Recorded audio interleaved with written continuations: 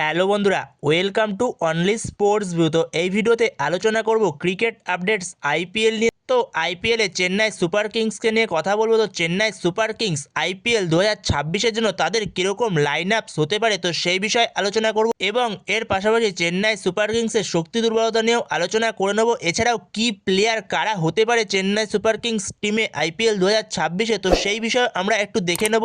তো ভিডিওটি সবাই শেষ পর্যন্ত দেখতে থাকো, আর চ্যানেলে নতুন হয়ে থাকলে চ্যানেলটি সাবস্ক্রাইব করে পাশে থাকা বেল আইকনটিকে অন করে পাশে থেকো।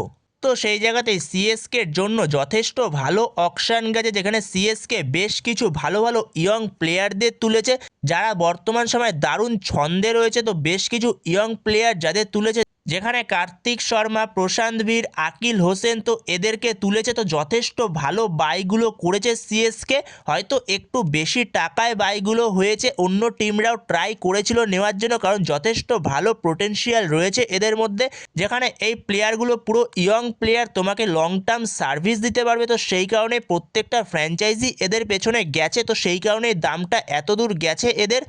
এছাড়াও সিএসকে ক্যামেরুন গ্রিনের জন্য গেছিল, কিন্তু 25 কোটি অবধি যায় ক্যামেরুন গ্রিনের জন্য, তারপরে ক্যামেরুন গ্রিনকে ছেড়ে দেয়। তো সেখানে কলকাতা নাইট রাইডার্স শেষ পর্যন্ত ক্যামেরুন গ্রিনকে তুলে নেয়। তো যেখানে আইপিএল অকশন থেকে ক্যামেরুন গ্রিনকে নেওয়ার মতো ক্ষমতা বলতে গেলে শুধুমাত্র সিএসকে আর কেকেআরের কাছেই ছিল, তো সেখানে কেকেআর শেষ পর্যন্ত ক্যামেরুন গ্রিনকে তুলে নেয়। তো সেখানে সিএসকে যথেষ্ট ভালো বাইগুলো করেছে ইয়ং প্লেয়ারদের তুলে, যেখানে সিএসকে টিমটা প্রায় সেট ছিল বলা যেতে পারে, যেখানে জাদেজার মতো প্লেয়ার সিএসকে ছেড়েছে, তো সেই জায়গাটা তো মেকআপ দিতে হবে সিএসকে। এছাড়াও আরও বেশ কিছু জায়গা ভরাট করার দরকার ছিল, বেশ কিছু ভালো কিছু ব্যাকআপ তোলারও দরকার ছিল সিএসকে, তো সেগুলো সিএসকে ভালো মতনই করেছে অকশন থেকে। তো সেই জায়গাতে যদি সিএসকে টিমটা আমরা একটু দেখে নিই, সিএসকে কীরকম লাইন আপস নিয়ে যেতে পারে আইপিএল 2026-এর জন্য।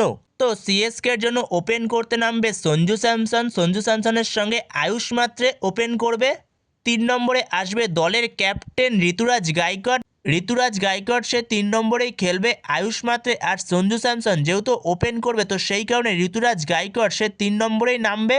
এরপর 4 নম্বরে আসবে শিবম দুবে, 5 নম্বরে আসবে ব্রেভিস। তো এই জায়গাটা একটু পরিবর্তন করতে পারে ম্যানেজমেন্ট, যখন ম্যাচ চলাকালীন যদি ম্যানেজমেন্ট চায় আগে ব্রেভিসকে পাঠাতে, তো ব্রেভিসকেও 4 নম্বরে পাঠাতে পারে, দুবেকে 5-এ পাঠাতে পারে। তো এই জায়গাটা পুরোপুরি টিমের ওপর নির্ভর করছে কাকে আগে পাঠাবে, যেখানে ব্র্যাভিসকেও আগে পাঠাতে পারে বা শিবম দুবেকেও আগে পাঠাতে পারে, দুজনই বিগ হিটার। যেখানে শিবম দুবে সে স্পিনটা যথেষ্ট ভালো খেলে, স্পিনের পাশাপাশি স্পেসটাও এখন সে যথেষ্ট ভালো খেলে, তো সেখানে শিবম দুবেকেও পাঠাতে পারে বা ব্র্যাভিসকেও পাঠাতে পারে। তো এই জায়গাটা পুরোপুরি সেই সময় কোচ আর সাপোর্ট স্টাফের ওপর নির্ভর করবে। তো এরপরে 6 নম্বরে আসবে কার্তিক শর্মা, 7 নম্বরে আসবে প্রশান্ত ভীর। তো যেখানে এই দুটো ইয়ং ট্যালেন্ট যাদের এই মরশুমে বাই করেছে অকশন থেকে সিএসকে, যথেষ্ট ভালো বাই সিএসকের জন্য, দুটো প্লেয়ারই যথেষ্ট ভালো প্লেয়ার। তো যেখানে তোমার টিমের জন্য এই প্লেয়ারগুলো লং টার্ম সার্ভিস দেবে। এরপরে 8 নম্বরে নামবে মহেন্দ্র সিং ধোনি, 9 নম্বরে নাথান এলিস, 10 নম্বরে ম্যাট হেনরি, আর 11তে আনসুল কম্বোজ, আর অ্যাজ এ ইম্প্যাক্ট প্লেয়ার সেক্ষেত্রে নূর আহমেদ। তো এরকমই হতে চলেছে আইপিএল 2026-এর জন্য সিএসকের বেস্ট প্লেয়িং 11। তো সিএসকের এই প্লেয়িং 11টার মধ্যে সিএসকের জন্য কি প্লেয়ার কারা হতে পারে, তো সেই দিকে যদি আমরা একটু নজর দিই, তো সেখানে সিএসকের জন্য ব্যাটিং অর্ডারে কি প্লেয়ার হতে পারে, সঞ্জু স্যামসন, আয়ুষ মাত্রের মতো প্লেয়ার যারা ওপেন করবে, যেখানে আয়ুষ মাত্রে এবং সঞ্জু স্যামসন দুজনই যথেষ্ট ভালো ওপেনিংয়ে স্টার্ট দিতে পারে। যেখানে আয়ুষ মাত্রে সে বর্তমান সময়ে দারুণ ছন্দে রয়েছে, এবং এর পাশাপাশি এই মরশুমে নতুন ট্রেড করে নিয়ে আসা সঞ্জু স্যামসন সেও ভালো ফর্মে রয়েছে। তো সেই জায়গাতে সঞ্জু স্যামসন আর আয়ুষ মাত্রে এরা কি প্লেয়ার হতে পারে। তো এরপরে যে সবথেকে বড় কি প্লেয়ার হতে পারে সিএসকের জন্য, তো সেটা হলো ব্রেভিস। তো ব্রেভিস সবথেকে বড় কি প্লেয়ার হতে চলেছে সিএসকের জন্য, যেখানে সিএসকে ব্রেভিসকে চাইলে যে কোনো জায়গায় ইউজ করতে পারবে, 4, 5, 6 যে কোনো জায়গায় ইউজ করতে পারবে। এরপরে যদি বলিং ডিপার্টমেন্টে দেখা যায়, তো বলিং ডিপার্টমেন্টে কি প্লেয়ার বলতে সিএসকের ম্যাট হেনরির মতো প্লেয়ার রয়েছে, যেখানে ম্যাট হেনরি যে তোমাকে পাওয়ার প্লেতে 2 ওভার এবং ডেতে 2 ওভার ইজিলি দিয়ে দেবে। এছাড়াও আনসুল কম্বোজের মতো প্লেয়ার রয়েছে, যে আনসুল কম্বোজ তোমাকে পাওয়ার প্লেতে এবং মিডিল অর্ডারে ভালো বোলিং করে দেবে। এর পাশাপাশি স্পিনারদের মধ্যে রয়েছে নূর আহমেদ।